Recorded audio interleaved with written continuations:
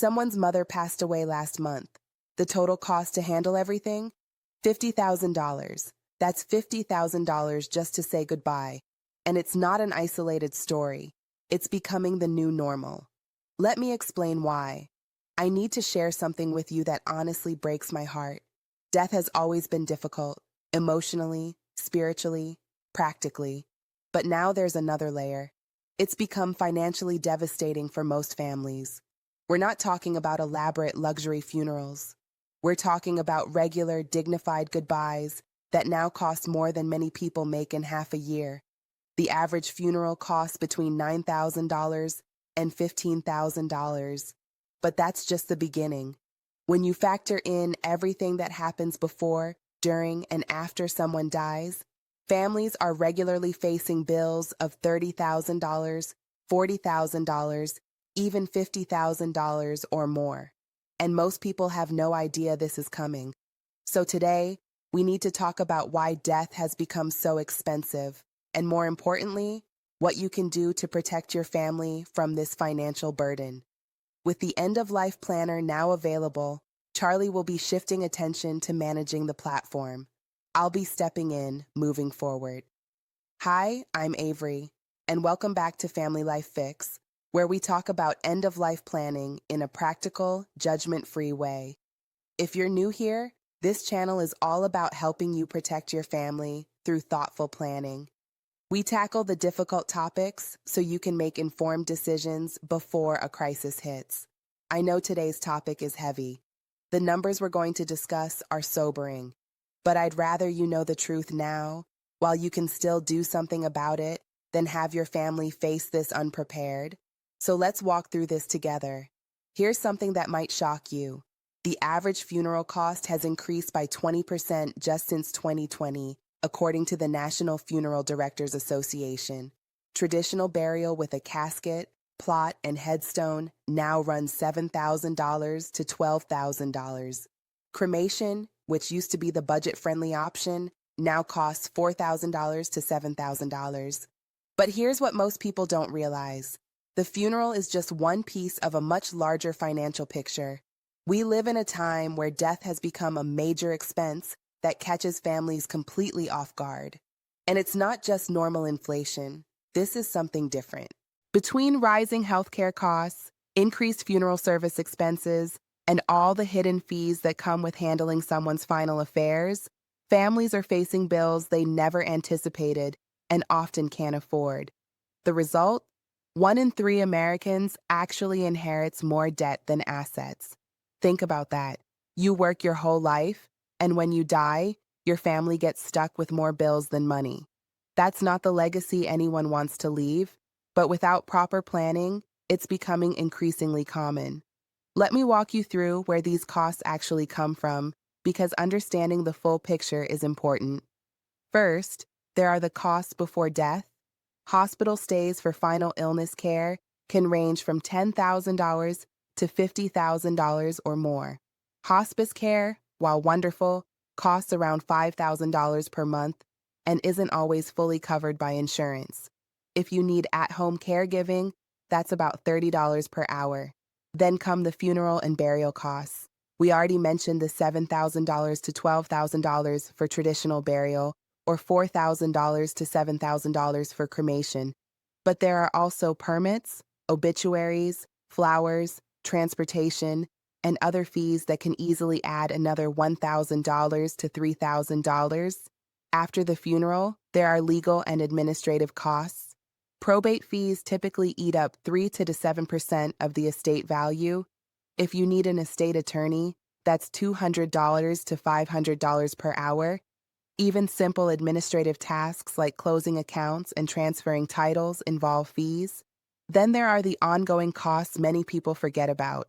Maintaining a cemetery plot, ongoing property taxes or mortgages, utilities for a home that needs to be sold, storage for belongings while you sort through them. When you add it all up, it's easy to see how families end up facing $30,000, $40,000, or even $50,000 in total costs. And most families don't have that kind of money sitting in savings. You might be wondering, is this just normal inflation? Unfortunately, no. Several factors are making 2025 particularly difficult. First, supply chain disruptions have hit the funeral industry. Casket prices have risen 12% due to material shortages. Cemetery plot costs have jumped 18% in urban areas. Many funeral homes are dealing with labor shortages, which drives up service fees. Second, we're experiencing what some call the demographic wave.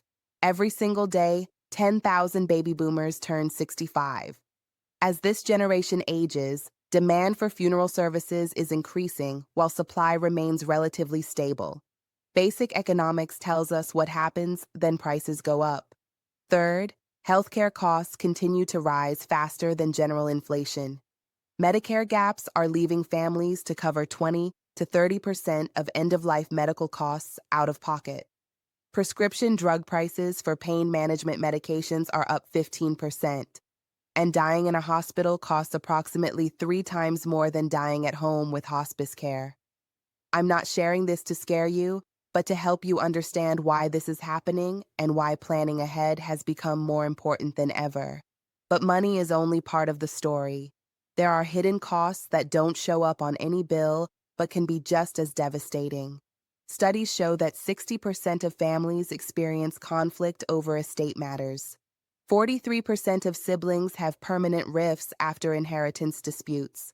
So not only are you spending a fortune to handle death, you might lose family relationships in the process.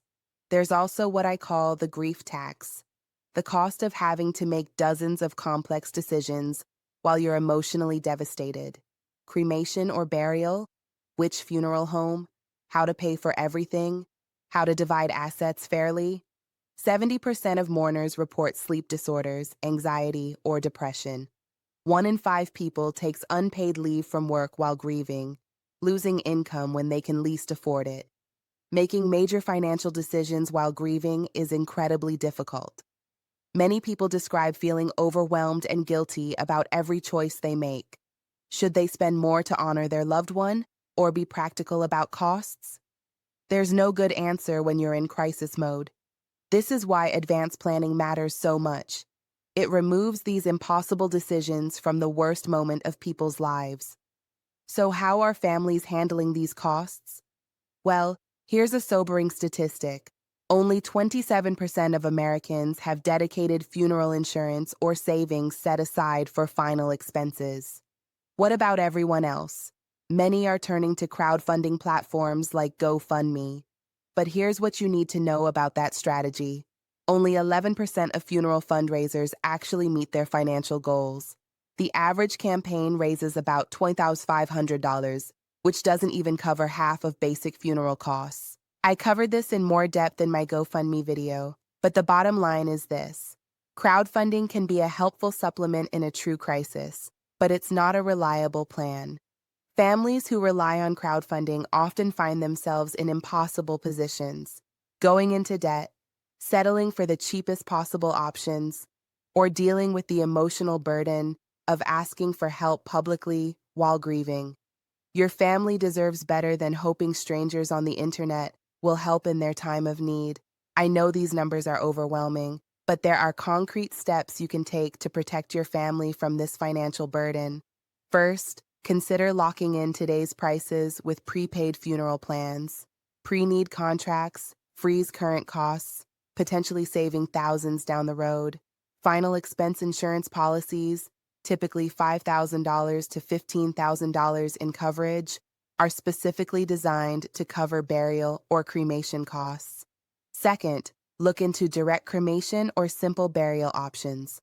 By skipping embalming, expensive caskets, and formal viewings, you can reduce costs to $1,500 to $3,000. This isn't about being cheap. It's about being practical with money that your family will need for other things. Third, set up payable on death accounts. This lets you name beneficiaries on bank accounts and bypass probate entirely, saving both time and money when your family needs access to funds quickly.